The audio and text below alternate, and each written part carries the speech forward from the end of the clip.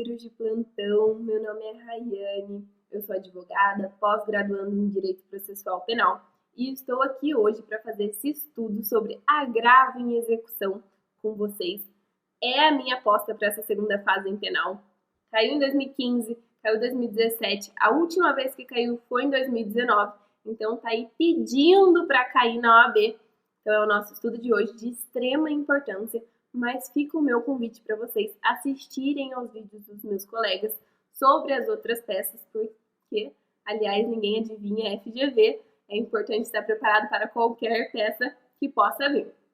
Curtam esse vídeo, compartilhem com seus colegas e eu deixo aqui também as minhas redes sociais para vocês acompanharem esse início da advocacia. Eu sempre posto sobre as minhas aulas, sobre conteúdo. Eu estava fazendo toda quinta-feira aí um estudo sobre a lei de execução penal, pois era a minha aposta para a OAB também. Tenho certeza que vai cair alguma coisa nesse assunto. Tenho certeza não, né? Tenho uma aposta. E se você quiser fazer aí um registro aí do seu comprometimento com os seus estudos e me marcar, eu vou ficar extremamente feliz e vou te conhecer um pouquinho também. E vamos para o nosso estudo de hoje, para não perder mais tempo. Quando é cabível? Qual é o cabimento? Acho que ficou um pouco pequeno o slide, gente, mas pode entrar em contato comigo, porque tá bem legal esse slide. E eu disponibilizo para vocês fazem um estudo aí, uma revisão. Tá joia? Vão acompanhando comigo. Depois pode me pedir que eu disponibilizo o slide. É o recurso contra toda e qualquer decisão interlocutória proferida no curso da execução criminal. Então, quando a gente fala de execução penal, decisão proferida pela execução penal, estaremos falando de agravo em execução. Então, surgiu a execução, fiquem atentos. A execução ela é redigida aí pela Lei de Execução Penal, Lei 7.210 de 84. Todavia, o agravo em execução ele não tem um rol taxativo sobre o seu cabimento, sendo cabível sobre qualquer decisão do juiz da execução, cuja competência está prevista no artigo 66 da LEP. Então, fica a dica aí. Vale a pena dar uma lida ali no artigo 66, que provavelmente, se cair agravo, é uma dessas decisões.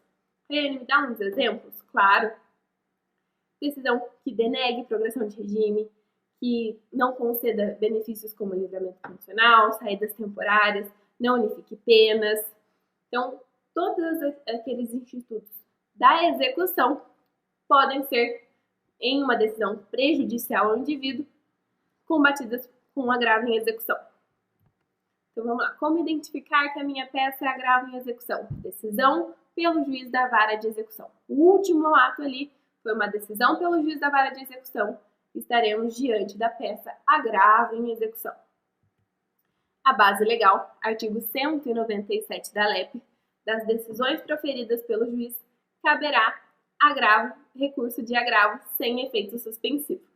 Base legal, artigo 197 da Lei 7.210 de 84.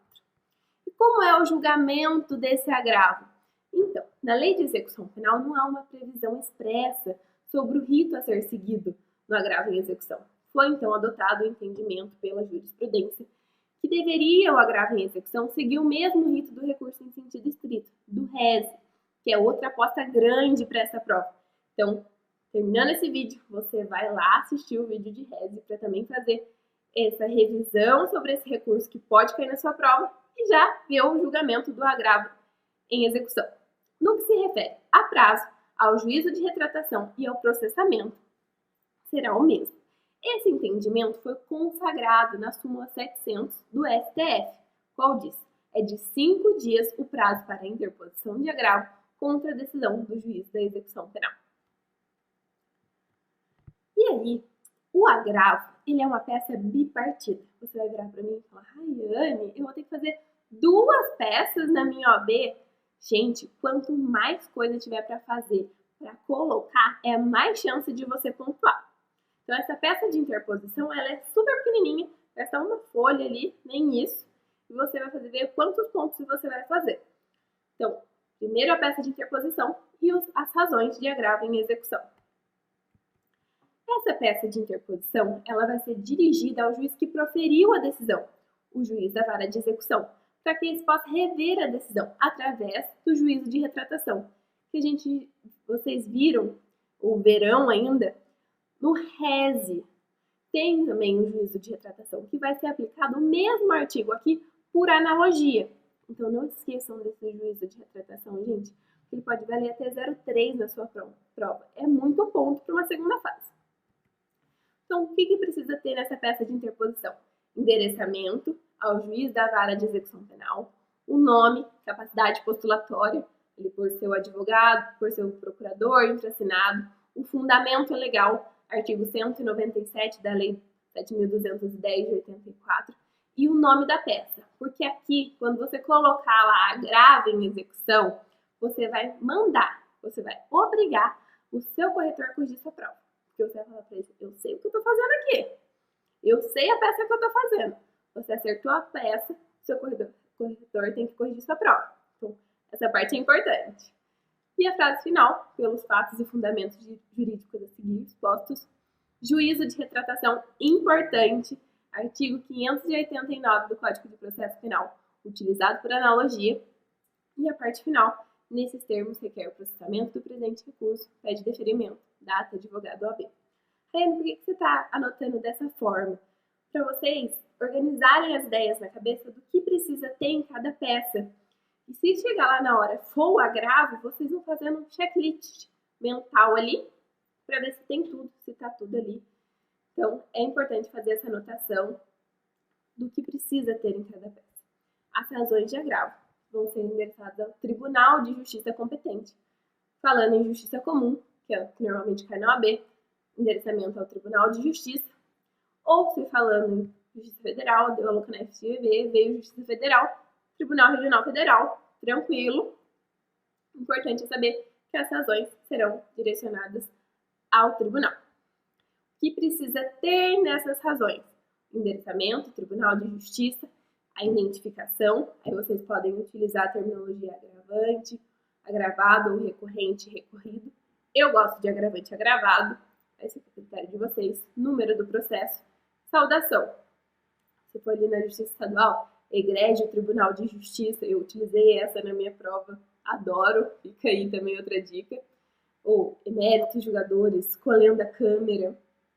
E aí vem o corpo da peça, que é dos fatos, um breve relato. Gente, não utilizem muito do seu tempo, das linhas para isso. Breve relato, preliminares e mérito, pedido de conhecimento e provimento do recurso, reforma da decisão e o pedido específico para progressão de regime, para concessão de livramento condicional.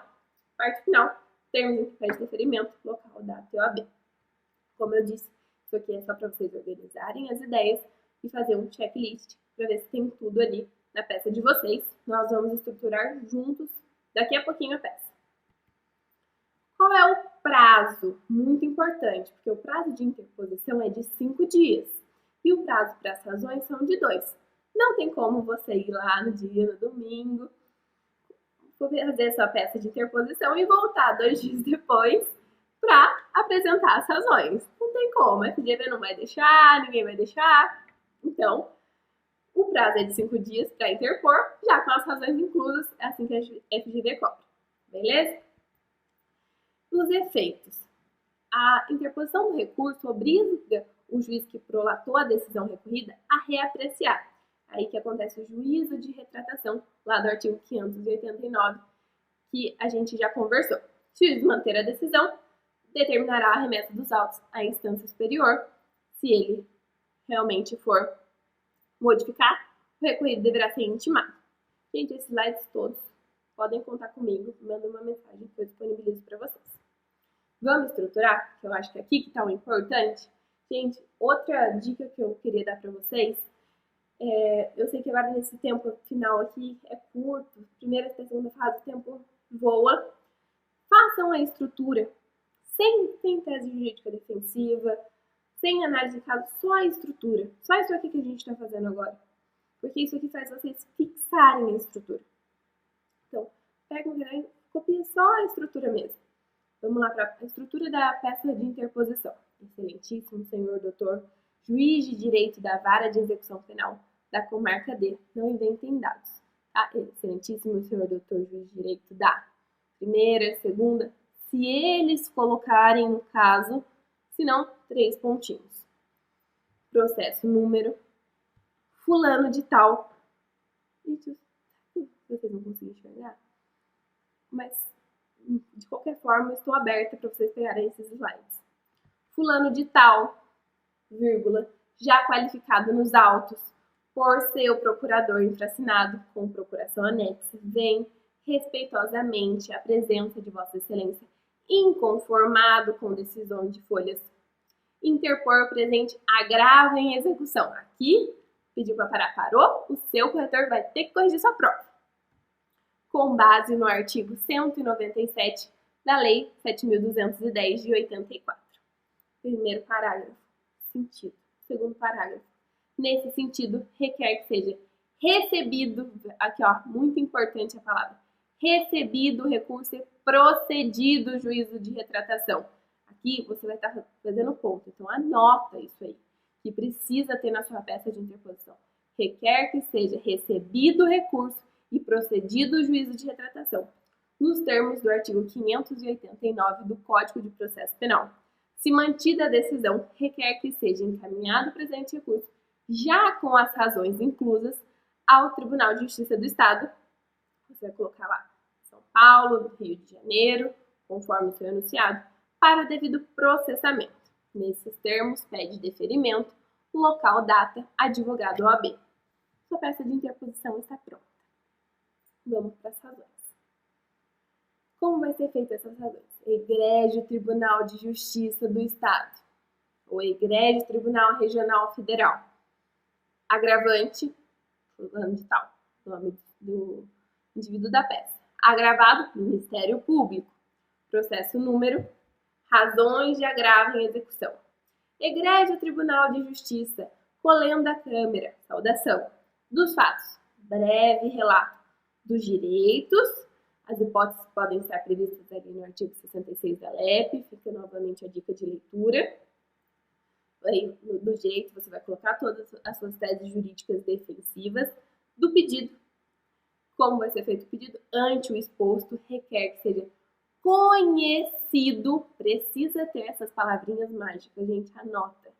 Conhecido e provido o presente recurso com a reforma da decisão de primeiro grau para fim de que seu pedido específico.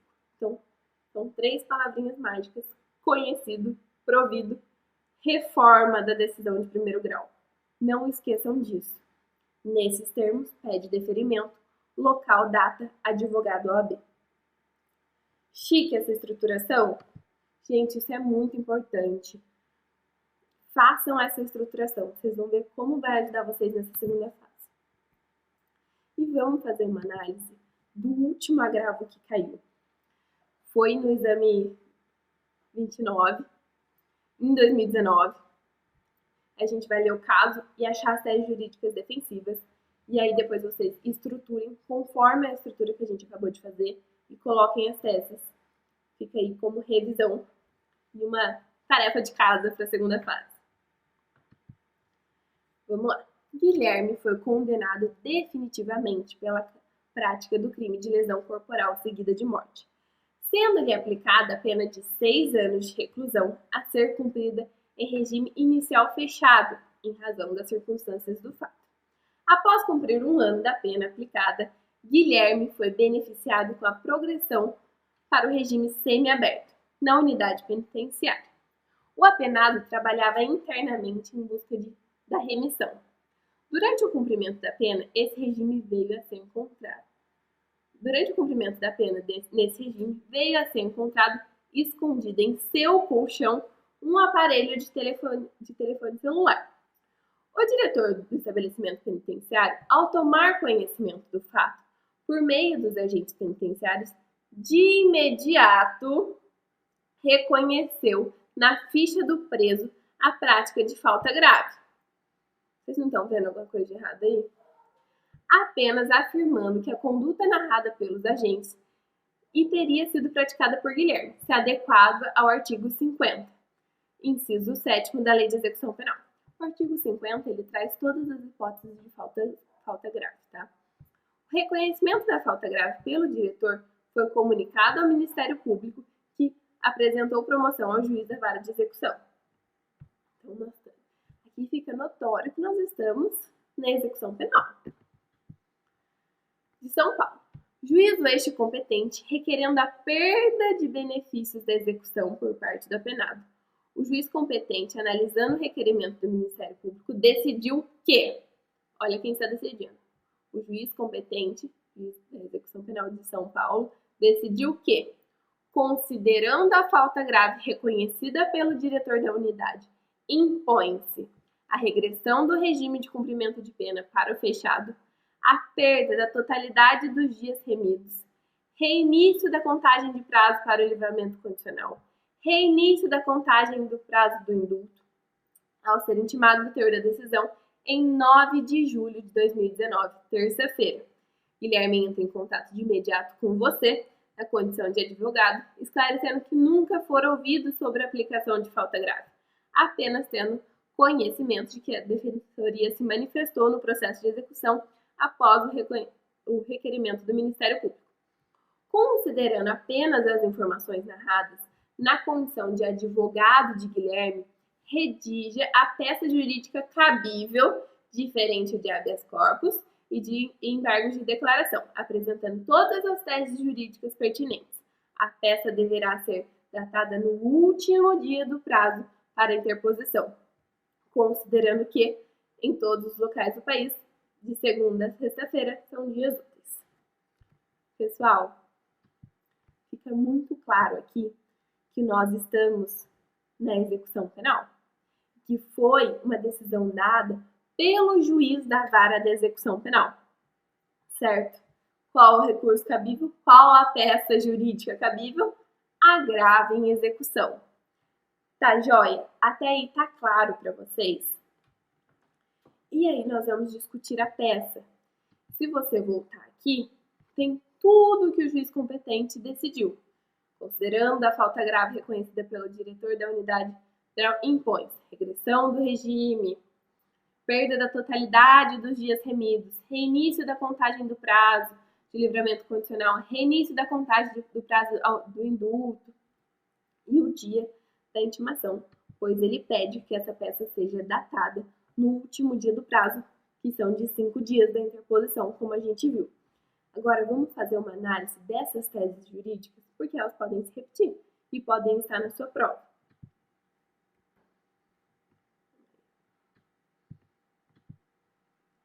O reconhecimento da falta grave. Pessoal, isso aqui é chave. O reconhecimento da falta grave não observou as formalidades legais. O diretor do presídio achou o telefone celular e reconheceu a falta grave. E esqueceu de contraditório, de ampla defesa, do direito de defesa do réu.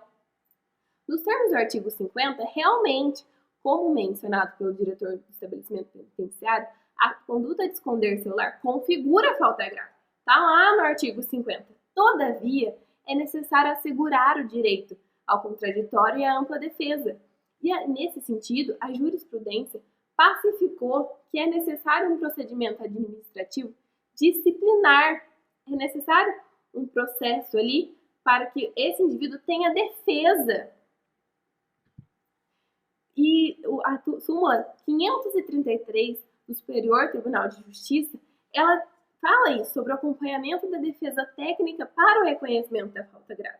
E na situação apresentada, o diretor do estabelecimento reconheceu a falta grave sem observar essas exigências. Esqueceu do direito de defesa do indivíduo, esqueceu do contraditório, da ampla defesa. Ou seja, sem instaurar o procedimento administrativo e sem garantir os direitos constitucionais, porque contraditório e ampla defesa são direitos constitucionais desse indivíduo. Dessa forma, não pode ser reconhecida pelo juiz, não poderia ter sido reconhecida pelo juiz da execução penal essa falta grave. Não sendo válida o reconhecimento da falta grave, sequer seria possível a regressão do cumprimento do regime de cumprimento de pena para o regime fechado. Ele estava indo para o semiaberto, ele ia regredir para o fechado. Se não é possível reconhecer a falta grave, não é possível essa regressão de regime. Apesar de, abstratamente, essa ser uma sanção possivelmente imposta, porque está lá no artigo 50, o reconhecimento não foi válido. Então, por consequência, a regressão de regime também não seria válida. E ainda deve destacar que, como não é válida o reconhecimento dessa falta grave, impossível seria a sanção de perda total dos dias remidos. O artigo 127 da LEP, outra dica de leitura, admite que a punição por falta grave gere a perda dos dias remidos. São os dias trabalhados, estudados, que são remidos da pena. Quando há uma falta grave, o artigo 127 da LEP, ele permite, né, a perda dos dias remidos. Todavia, ele não permite a totalidade, como foi definido pelo juiz da vara de execução.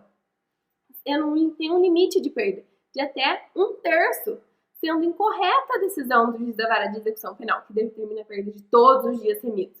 Então, é outra tese jurídica defensiva. Nós temos 3, tá? Vamos lá. O não reconhecimento dessa falta grave.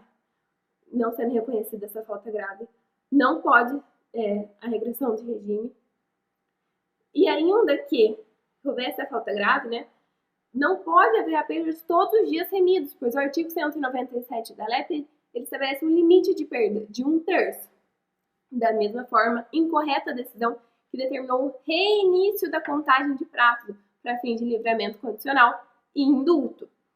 Diante da ausência de previsão legal, não pode o magistrado impor o reinício da contagem do prazo de livramento condicional nos termos da súmula 441 do STJ.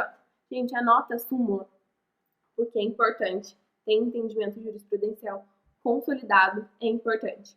Pelas razões, foi editada a súmula 535 do STJ, prevendo que a falta grave não interrompe o prazo para fins de comutação da pena ou indulto, que foi o que o juiz da vara de execução penal decidiu, sem prejuízo desta ser considerado no momento de analisar o preenchimento dos requisitos subjetivos desse benefício.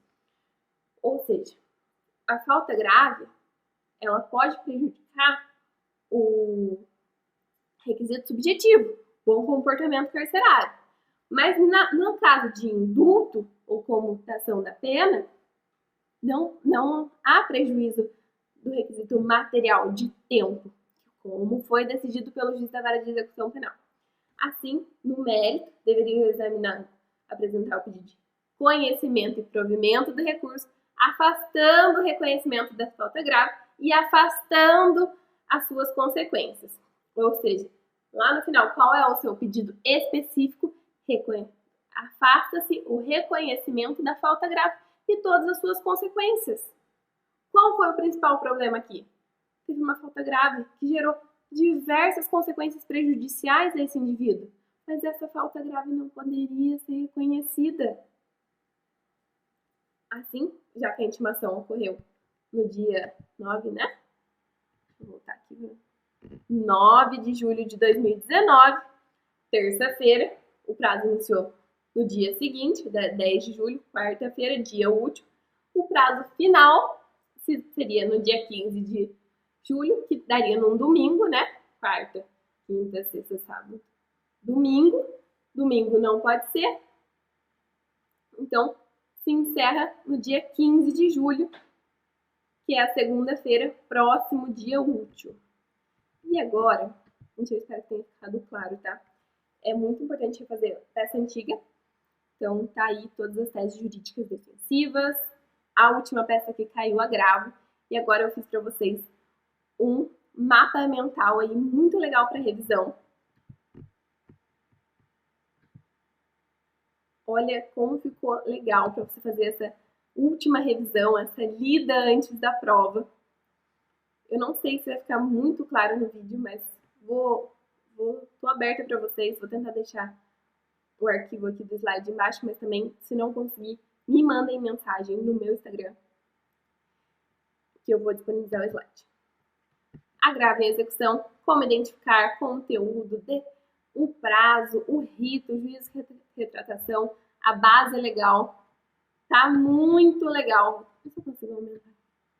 Olha, gente, eu tive que tampar o meu rosto um pouquinho, mas olha como ficou legal esse mapa mental para você fazer uma revisão no final de semana aí, antes da prova.